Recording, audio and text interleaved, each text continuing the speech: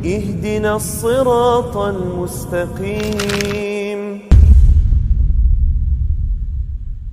Bismillahirrahmanirrahim. Assalamualaikum warahmatullahi wabarakatuh.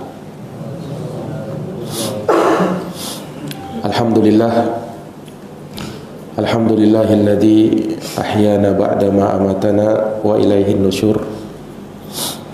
Asyhadu an la ilaha illallah wahdahu la syarikalah wa asyhadu anna Muhammadan abduhu wa rasuluh sallallahu alaihi wa ala alihi wa sahbihi wa man tabi'ahum bi ihsanin ila yaumiddin wa sallama tasliman katsira.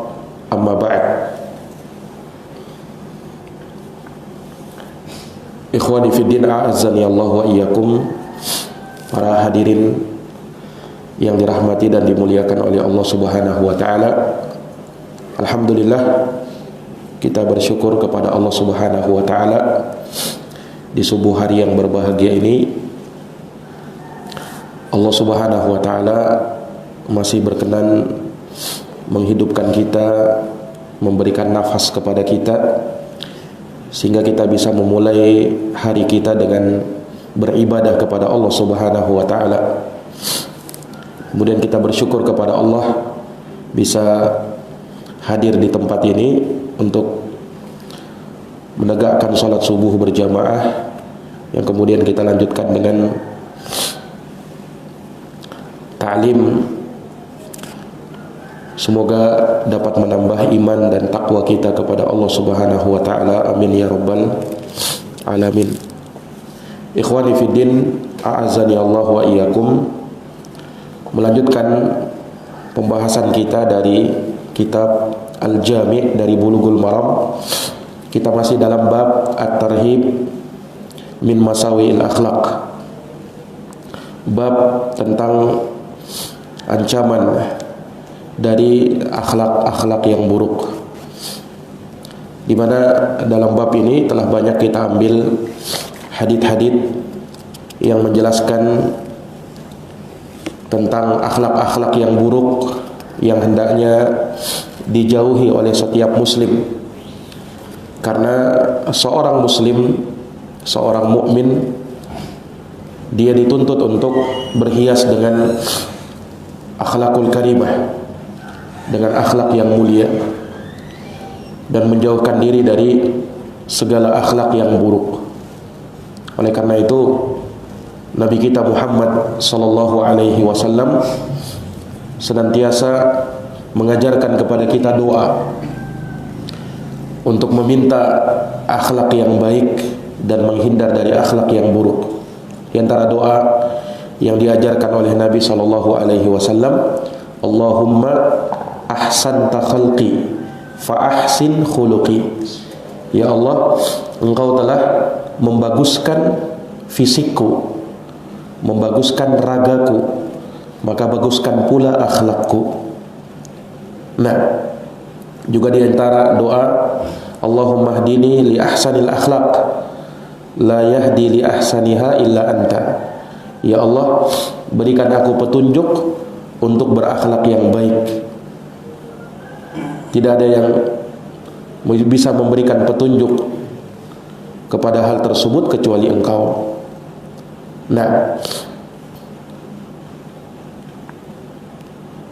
dan banyak doa-doa yang diajarkan oleh Nabi sallallahu alaihi wasallam, yang di sana kita meminta akhlak yang baik, akhlak yang mulia, agar senantiasa menghiasi diri kita.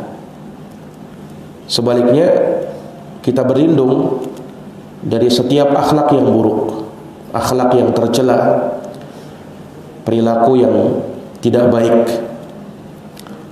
Karena di antara yang menunjukkan sempurnanya iman seseorang, tatkala dia tidak memberikan gangguan kepada orang lain dengan sikapnya, ucapannya, dari hal-hal yang bisa membuat buruk orang lain. Nah, maka di antara akhlak tercela yang diingatkan kepada kita di dalam hadis Nabi sallallahu alaihi wasallam berikut, yaitu dari akhlak melampiaskan amarah kepada hal-hal yang buruk. Marah adalah tabiat dasar manusia. Tidak ada seorang pun di antara kita kecuali pasti pernah marah. Namun yang diajarkan kepada kita di dalam syariat ini untuk menahan amarah. Jangan sampai dari sifat marah yang muncul dari dirinya menyebabkan dia berkata-kata buruk atau melakukan tindakan-tindakan yang tercela. Ini yang dilarang di dalam syariat. Marah itu sendiri ada yang terpuji dan ada yang tercela. Marah yang terpuji kalau dia marah karena Allah, iya, dalam rangka membela agama Allah, dia marah, itu marah yang terpuji. Tetapi ada marah yang tercela, sifat marah yang dari situ dia lampiaskan sehingga dia pun berkata-kata buruk atau melakukan tindakan yang tercela. Nah, hadis yang di sini dibawakan oleh Al-Hafidz Ibnu Hajar rahimahullahu taala, kata beliau, wa an Anas radhiyallahu taala anhu qala, dari Anas radhiyallahu anhu beliau berkata, qala Rasulullah sallallahu alaihi wasallam, Rasulullah sallallahu alaihi wasallam bersabda, man kaffa ghadabah kaffallahu anhu adabah. Barang siapa yang menahan amarahnya, dia tahan sehingga tidak berucap dengan ucapan yang buruk atau berbuat dengan perbuatan yang tercela, dia tahan, maka Allah akan menahan dia dari azabnya. Iya, akhrajahu Tabrani fil Awsat. Hadis ini diriwayatkan oleh Imam Tabrani di dalam Al-Awsat. Tetapi hadis ini dinilai dhaif jiddan. Hadisnya lemah sekali oleh para ulama. Diriwayatkan oleh Imam At-Tabrani di dalam Al-Awsat dari jalan Abdus Salam Ibnu Hashim Al-Bazzaz, dari Khalid Ibnu Bard, dari Qatadah, dari Anas. Nah, Imam Adz-Dzahabi berkata di dalam Al-Mizan dalam tarjamah Khalid Ibnu Bard bahwa orang ini adalah majhul, dan darinya Abdus Salam bin Hashim itu menyebutkan hadis-hadis yang mungkar. Iya. Dan juga disebutkan kelemahan hadis ini oleh Syekh Al-Albani rahimahullahu taala di dalam Ad-Dhaifah. Nah, hanya di sini Al-Hafidz membawakan syahidnya. Kata beliau, walahu syahidun min hadits Ibnu Umar inda Ibnu Abi Dunya. Hadis ini memiliki penguat dari jalan atau dari hadis Ibnu Umar riwayat Ibnu Abi Dunya. Iya. Diriwayatkan oleh Ibnu Abi Dunya di dalam Kitabus Samad dari jalan Hisham Ibnu Abi Ibrahim dari Ibnu Umar secara marfu dengan lafaz yang sedikit berbeda, yaitu man malaka ghadabah waqahu Allahu azza wa jalla adabah. Barang siapa yang bisa menguasai amarahnya, maka Allah Subhanahu wa taala akan menjaga dia dari azabnya. Iya. Tetapi riwayat ini juga adalah riwayat yang dhaif. Hadisnya adalah hadis yang dhaif karena Hisham itu juga dianggap sebagai rawi yang majhul, yang tidak dikenal. Iya.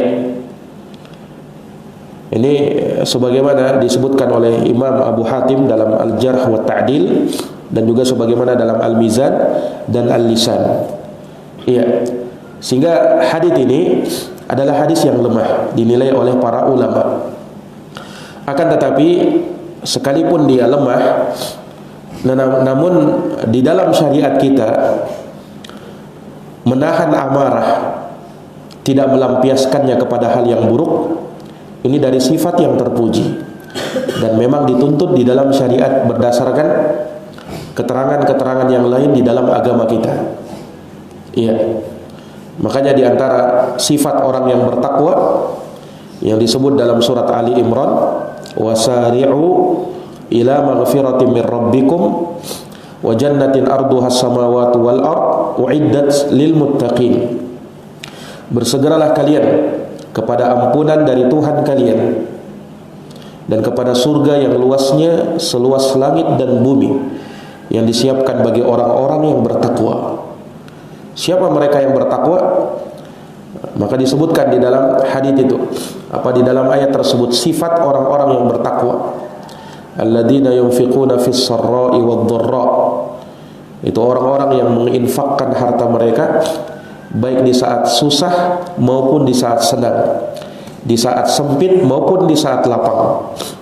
Kemudian di antara sifat mereka, wal kadhiminal ghaidha, dan orang yang menahan amarahnya, tidak melampiaskan amarahnya kepada hal yang buruk. Ini di antara sifat orang yang bertakwa. Wal afina 'anil nas, dan orang yang suka memaafkan manusia. Wallahu yuhibbul muhsinin, dan Allah cinta kepada orang-orang yang berbuat ihsan. Iya. Dan juga di dalam syariat kita ada hadis di mana Rasul pernah memberikan wasiat kepada sahabat yang datang kepada beliau ingin meminta wasiat, ya Rasulullah ausini, ya Rasulullah berikan aku wasiat. Maka Rasulullah berwasiat kepada orang tersebut, la taghdab, jangan marah. Iya. Kemudian orang ini mengulang-ulang ucapannya, ausini, berikan aku wasiat, berikan aku wasiat. Tetapi Nabi tetap mengatakan, la taghdab, jangan marah. Maksudnya jangan marah bukan artinya dilarang marah secara mutlak, karena marah adalah tabiat dasar manusia. Tetapi yang dilarang, jangan sampai kita melampiaskan amarah kita kepada perkara-perkara yang dimurkai oleh Allah Subhanahu wa ta'ala. Ini yang dilarang di dalam agama. Iya. Makanya terlalu banyak dalil-dalil yang menjelaskan akan hal ini, di mana Rasul sallallahu alaihi wasallam menyebutkan bahwa orang yang kuat hakikatnya bukan orang yang punya badan yang kekar, tidak pernah kalah dalam berkelahi, dalam bergulat, selalu menang. Bukan itu.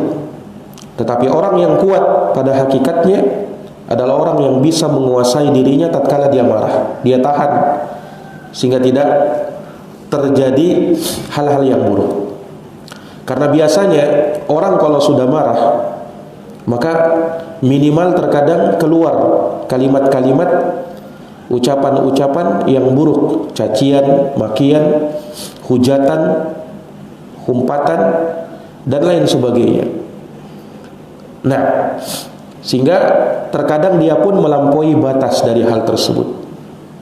Iya. Dan itu biasanya dari syaitan.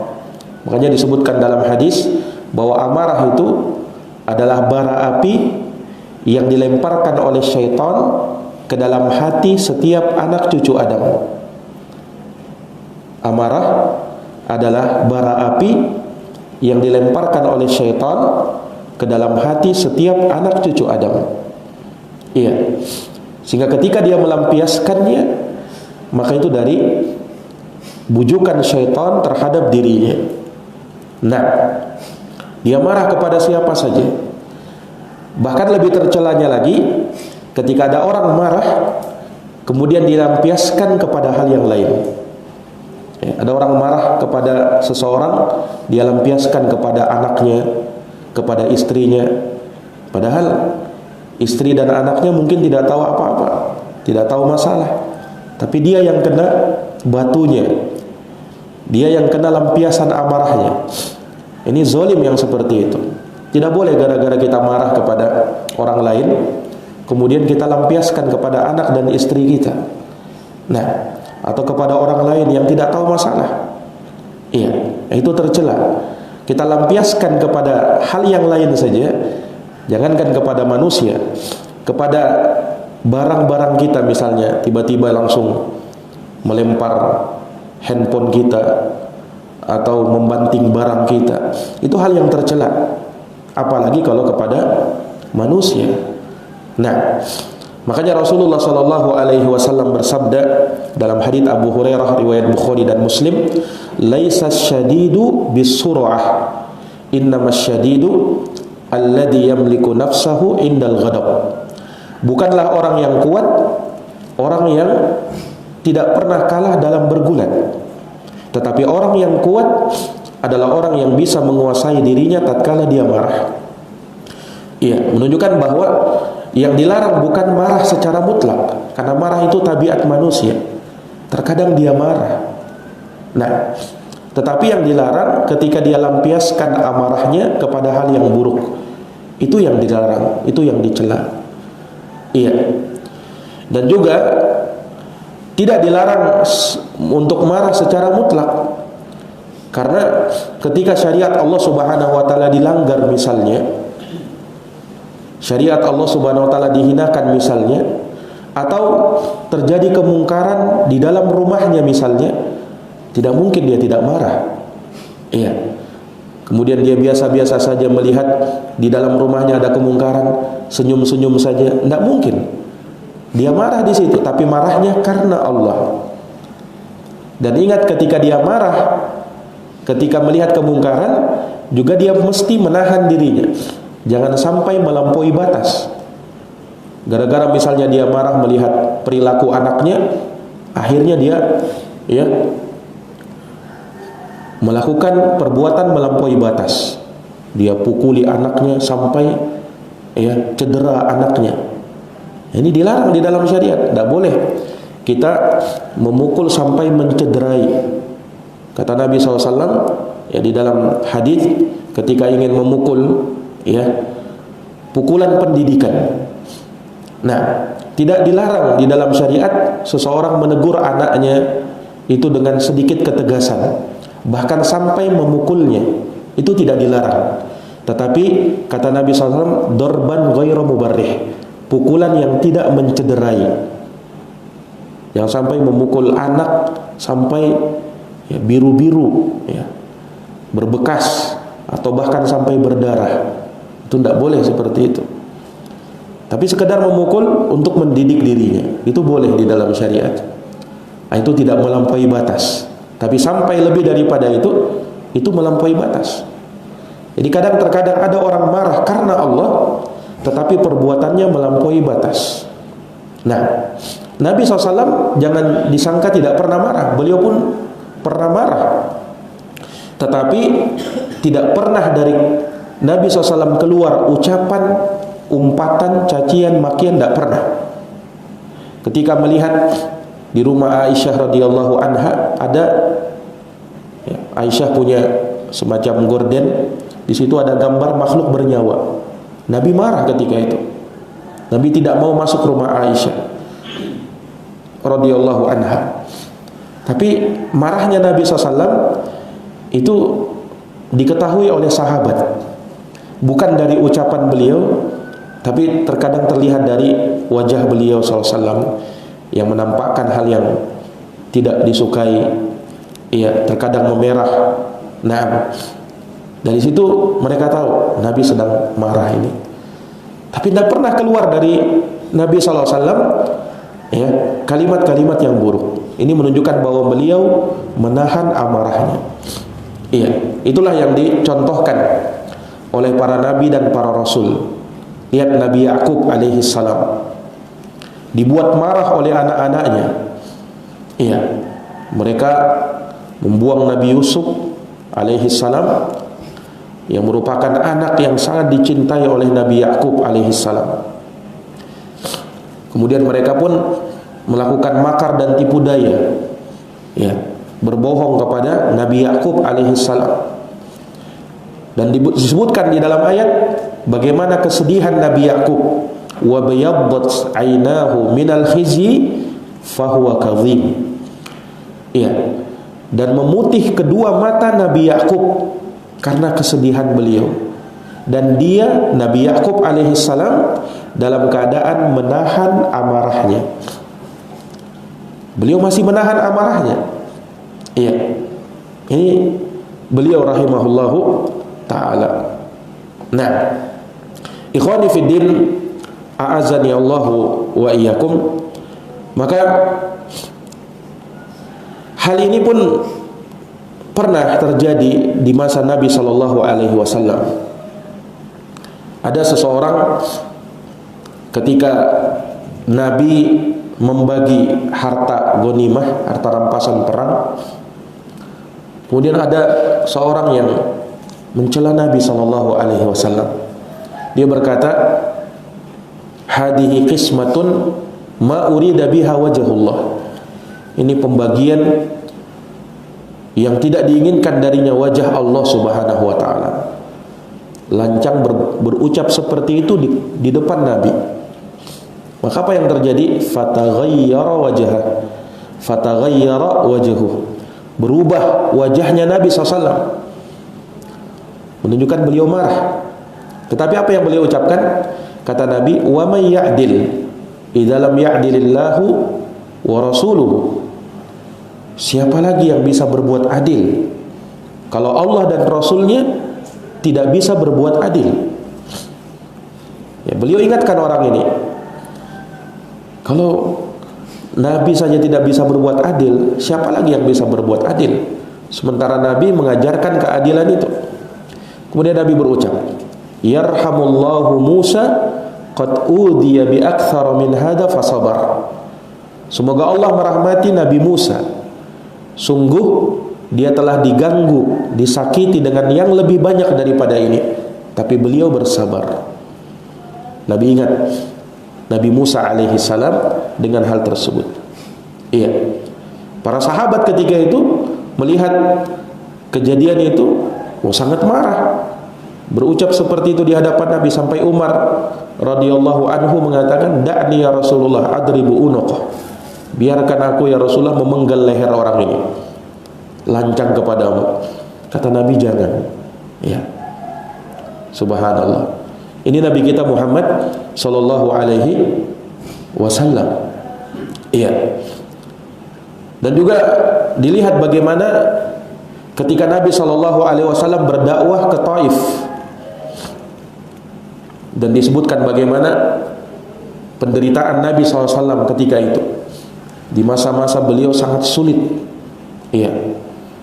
Di tahun-tahun yang sebagian ulama membahasakan dengan amul hazan, tahun kesedihan. Di tahun itu Nabi SAW ditinggalkan oleh istrinya, meninggal dunia, Khadijah. Kemudian disusul lagi oleh pamannya, Abu Thalib.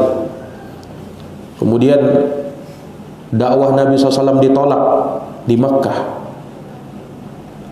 Ketika itu Nabi ingin datang ke Taif dengan harapan semoga penduduk Taif menerima dakwah Nabi.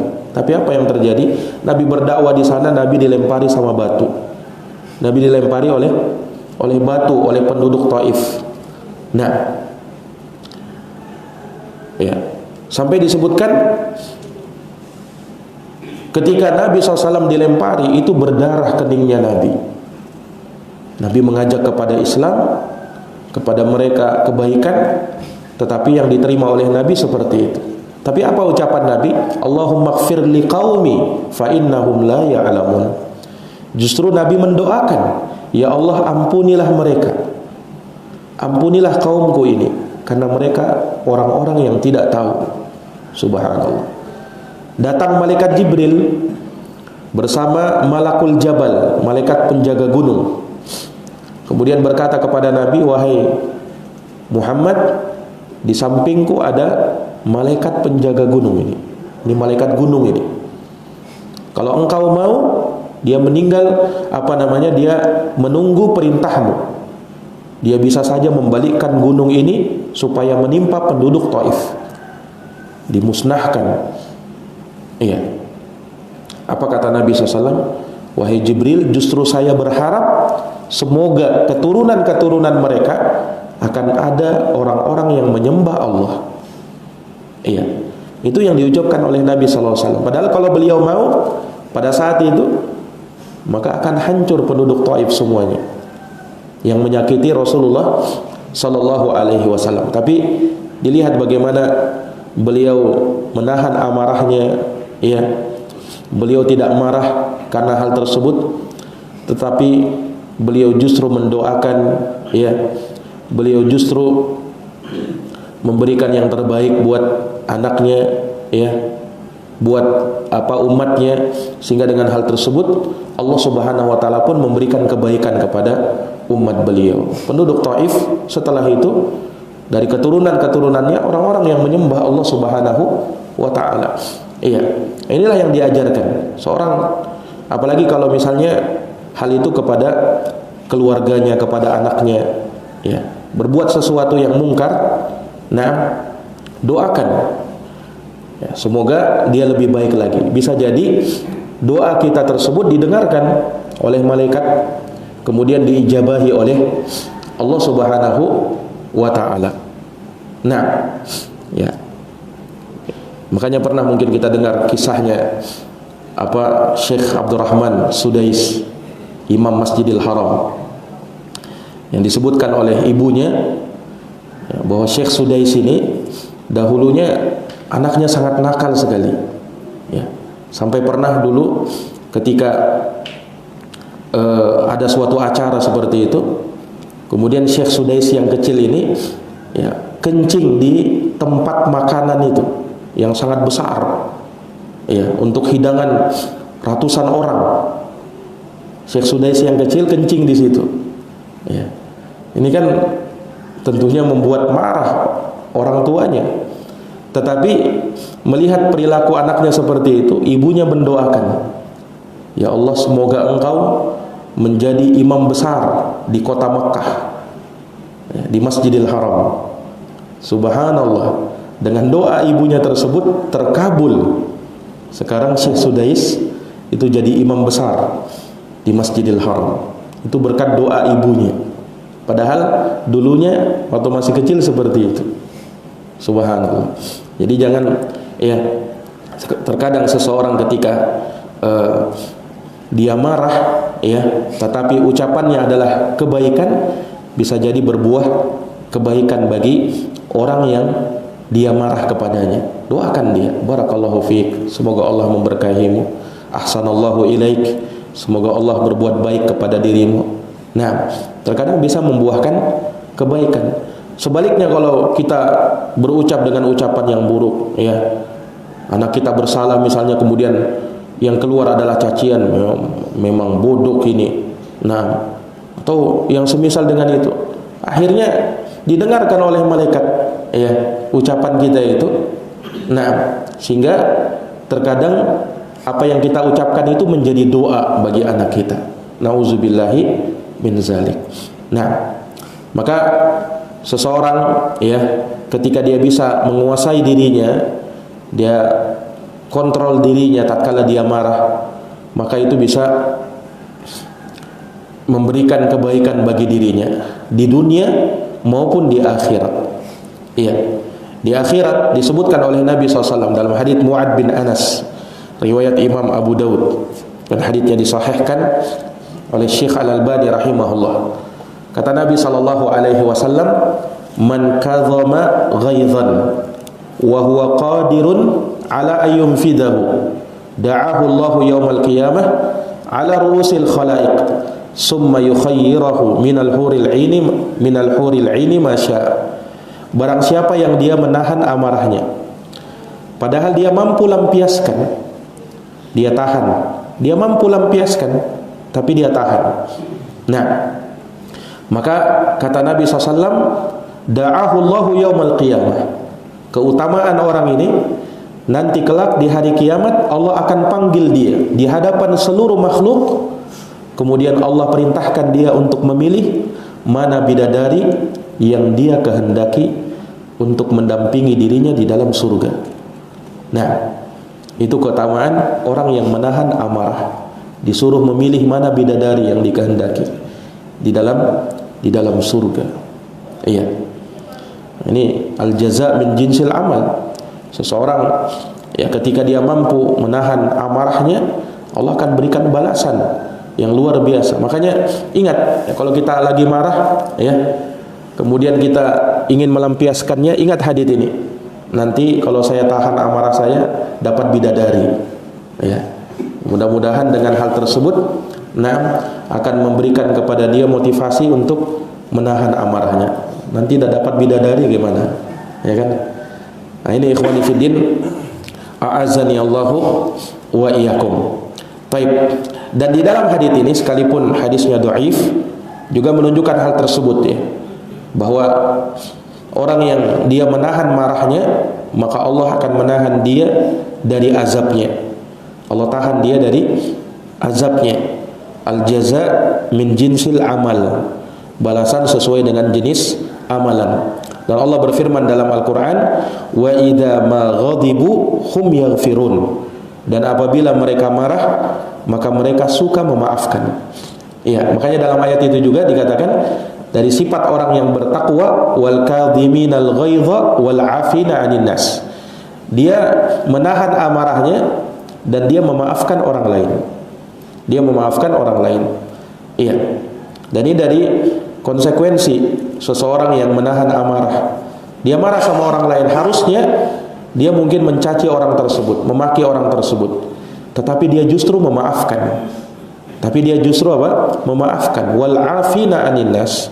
Dan dia memaafkan orang yang ya telah membuat dia marah, membuat dia jengkel. Dia tahan.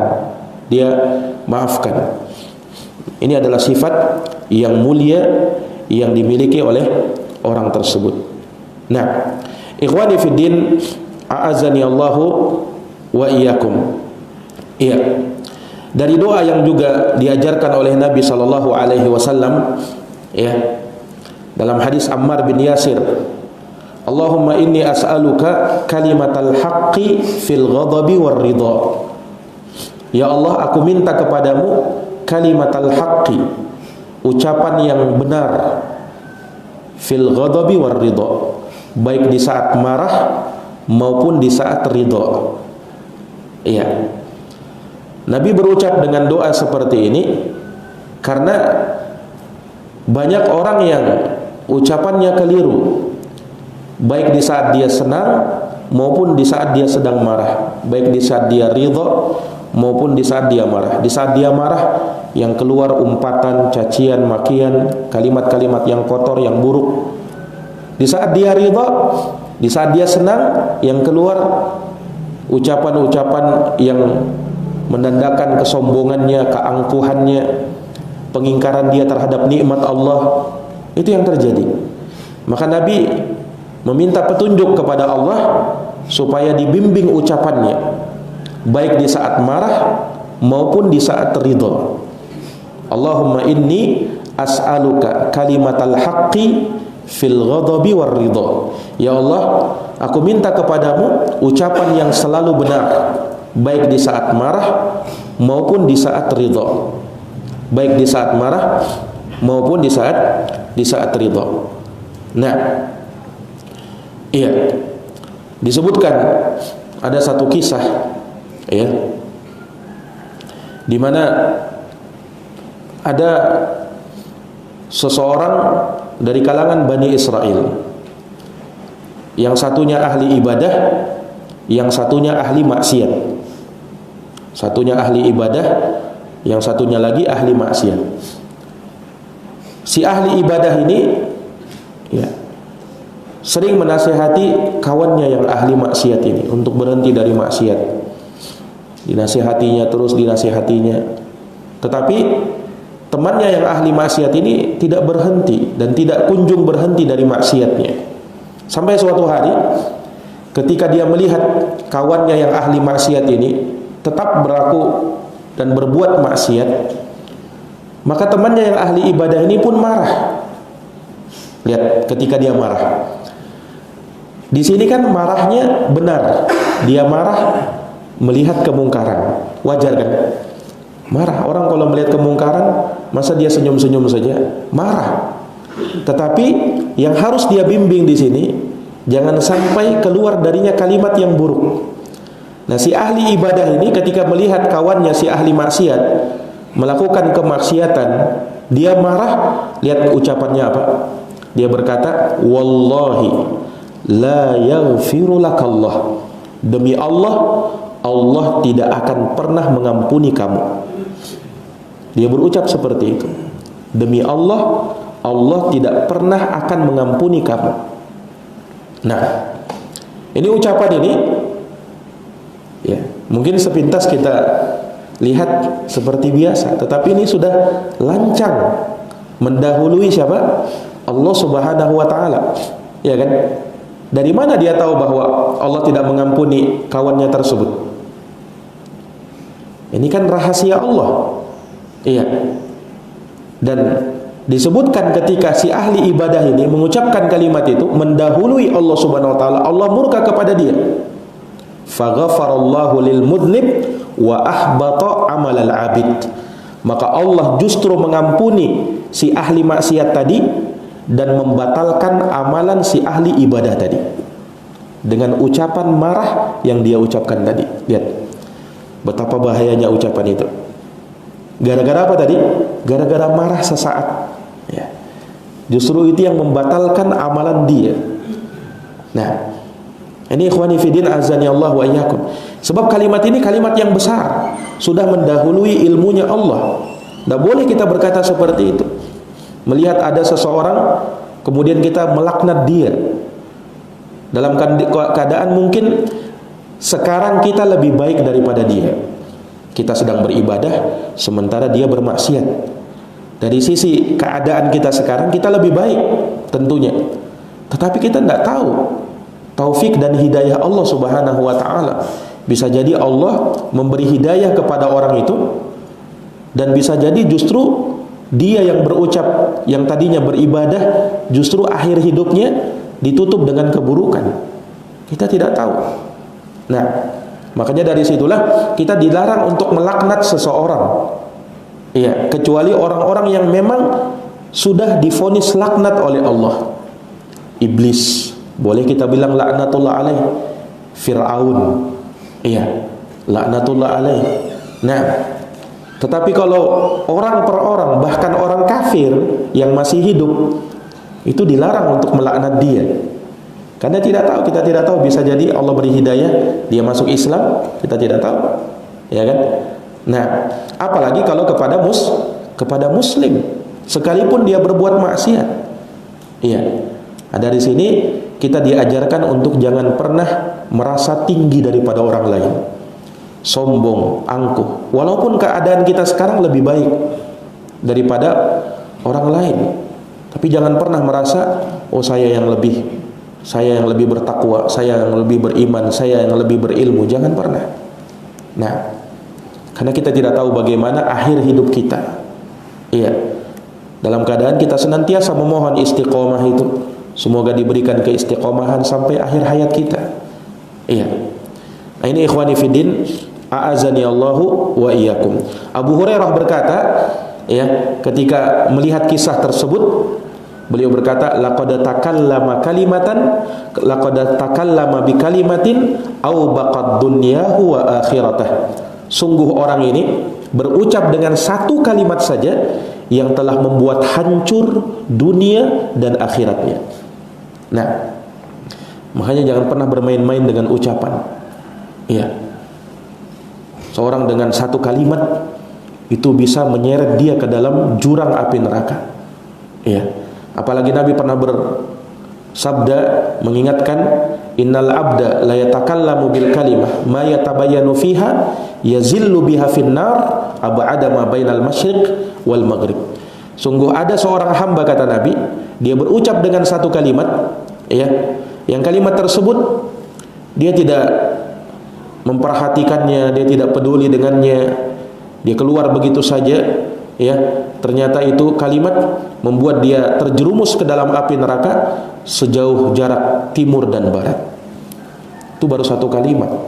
Nah, makanya hati-hati. Dan di masa sekarang ini tulisan itu pun mewakili kalimat, mewakili ucapan kita. Ada orang yang mungkin tidak pandai berucap dengan kalimat, tetapi dia pandai menulis. Dia tulis, ya, kalimat, kemudian dia sebarkan. Di zaman sekarang kan mudah menyebarkan kalimat-kalimat, tulisan-tulisan, Iya. Kemudian dia sebarkan di mana-mana, dibaca oleh orang, itu mewakili ucapan dia. Ketika ucapan tersebut adalah ucapan yang dusta, ucapan yang tidak benar, hasutan, ya, fitnahan dan lain sebagainya, bisa jadi membuat dia terjerumus ke dalam jurang api neraka wal iyadu billah. Nah, ikhwani fiddin a'azzani Allah wa iyyakum. Seseorang, ya, ketika marah, jangankan kepada orang lain, dia mencela sesuatu, ya, dari hartanya, itu tidak boleh di dalam agama kita. Pernah ada salah seorang sahabat, ya, dia menaiki tunggangannya, kemudian dia melaknat hewan tunggangannya. Ditegur oleh Nabi SAW karena marahnya dia tadi. Dia marah, ya, ini bukan kepada orang, tapi kepada hewan. Dia laknat hewannya. Ini dia ucapkan kalimat-kalimat seperti itu. Maka kata Nabi, inzil anhu, kamu turun dari tungganganmu itu, tak boleh kamu begitu. Kemudian kata Nabi, la tada'u ala anfusikum, wa la tada'u ala auladikum, wa la tada'u ala amwalikum, wa la tuwafiqu minallahi sa'atan yus'alu fiha ata'an fayastajiba lakum. Kata Nabi SAW, jangan kalian mendoakan keburukan untuk diri kalian, jangan kalian mendoakan keburukan untuk anak kalian, untuk harta kalian. Jangan. Karena marah dia doakan keburukan untuk anaknya, hartanya. Jangan sampai, kata Nabi, ucapan kalian tersebut bertepatan dengan waktu di saat Allah mengabulkan sebuah doa, sehingga ucapan kalian dianggap sebagai doa dan terkabul. Kita tidak tahu, terkadang kita tidak mengangkat tangan, tidak berdoa, ucapan kita bukan doa, tapi kalimat itu didengarkan sama Allah, lalu dikabulkan sama Allah. Nah, hati-hati dengan ucapan itu. Terkadang dia bisa menjadi doa. Nah, kalau itu keburukan, maka bisa apa? Membuat orang tersebut merugi di dunia dan di akhirat. Iya. Ikhwani fiddin a'azzani Allah wa iyyakum. Ya, seseorang maka dengan hendaknya dia senantiasa memperhatikan dirinya, mengontrol emosinya, amarahnya, dan jangan sampai dia lampiaskan. Ya, disebutkan oleh para ulama cara-cara, ya, untuk kita bisa menahan amarah kita ketika kita sedang marah. Di antaranya adalah dengan beristi'adzah. Ucapkan a'udzubillahi minasyaitonirrajim. Itu bisa meredam amarah. Disebutkan dalam hadis yang diriwayatkan Bukhari dan Muslim, ada dua orang yang bertengkar, dilihat oleh Nabi SAW. Iya. Kemudian meninggi suaranya. Nah, terlihat amarah dari keduanya. Nabi berkata, sungguh aku tahu ada satu kalimat, andaikan mereka berdua ucapkan, niscaya akan mereda amarahnya. Kata Nabi, lau qala a'udzubillahi minasyaitonirrajim. Kalau mereka mengatakan a'udzubillahi minasyaitonirrajim, aku berlindung kepada Allah dari godaan setan yang terkutuk. Kenapa berucap begitu? Karena tadi kita sebutkan bahwa amarah itu banyak-banyaknya dari syaitan. Nah, sehingga kita kalau meminta perlindungan kepada Allah dari godaan setan, maka itu, ya, akan meredakan amarah kita. Itu diantara yang bisa meredamkan amarah. Kemudian juga diantara hal yang diajarkan oleh Nabi Shallallahu Alaihi Wasallam, ya, seorang hendaknya berwudu kalau dia lagi emosi, lagi marah. Nah, diantara yang diajarkan oleh Nabi, berwudu, cepat-cepat berwudu. Berwudu untuk apa ini? Bukan untuk sholat, tapi untuk meredamkan amarah. Nah, ya, karena Nabi kan menyebutkan bahwa amarah itu jamrah, bara api yang dilemparkan oleh syaitan ke dalam anak cucu Adam. Iya. Yani di situ ada, ya, kalau bahasa sekarang filosofinya, bahwa yang namanya api itu kan diredamkan dengan air, dipadamkan dengan air. Api dipadamkan dengan air. Nah, setan melemparkan ke dalam hati orang tersebut bara api, sehingga membuat dia marah. Dan itu memang nampak, ya kan? Warna api dalam diri dia yang sedang marah. Makanya, iya, terkadang kalau kita lihat ada orang marah itu wajahnya kan memerah, urat lehernya membesar. Nah, terlihat seakan-akan dia ingin menerkam, menerjang. Nah, maka yang dituntunkan oleh Nabi, hendaknya dia berwudu. Iya, hendaknya dia apa? Hendaknya dia berwudu. Sebab dengan wudunya tersebut, ya, itu akan membuat dia amarahnya akan meredam. Disebutkan oleh Nabi, idza ghadiba innal ghadaba minasyaitan. Sesungguhnya marah itu dari syaitan. Wa innasyaitana khuliqa minan nar. Dan setan itu diciptakan dari api. Wa innama tudfa'un nar bil ma. Dan sungguh api dipadamkan dengan air. Fa idza ghadiba ahadukum falyatawadda. Apabila salah seorang dari kalian marah, maka berwudulah. Jadi berwudu bisa meredamkan amarah. Berwudu bisa meredamkan amarah. Nah, jadi ini dari hal yang bisa meredamkan amarah. Kemudian juga diantara yang dituntunkan oleh Nabi, seseorang kalau marah dan dia dalam posisi berdiri, hendaknya duduk. Itu pun meredamkan amarahnya. Makanya kalau ada orang lagi marah, lagi bertengkar, sedang berdiri, ajak dia duduk. Ya.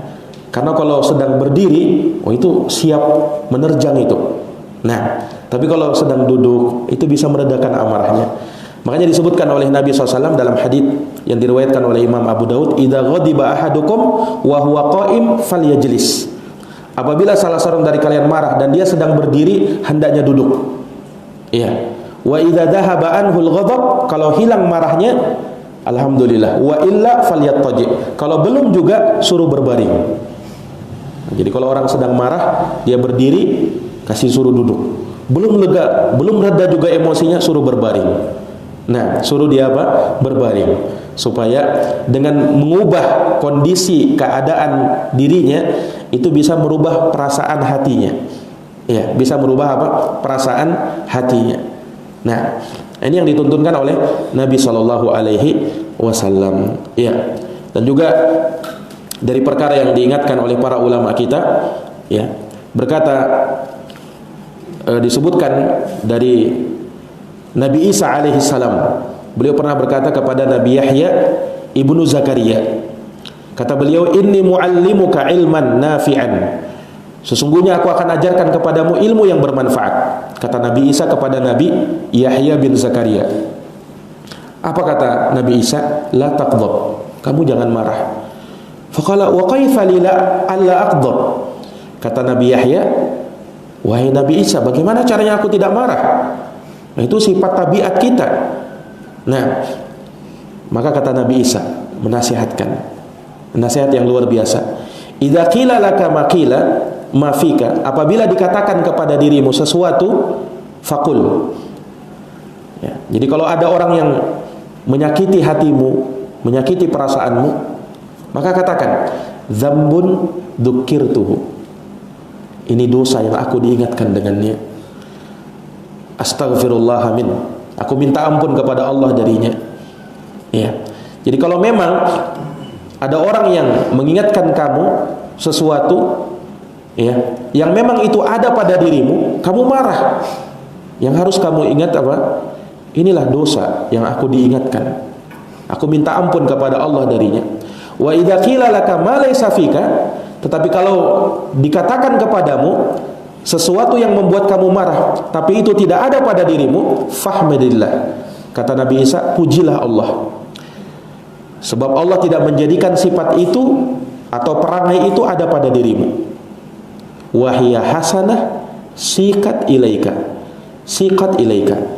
Tetapi itu kebaikan yang digiring kepada dirimu. Artinya, kalau ada orang yang berucap kepada kita sesuatu yang hal tersebut tidak ada pada kita, maka hakikatnya itu adalah pahala yang Allah berikan kepada kita gratis.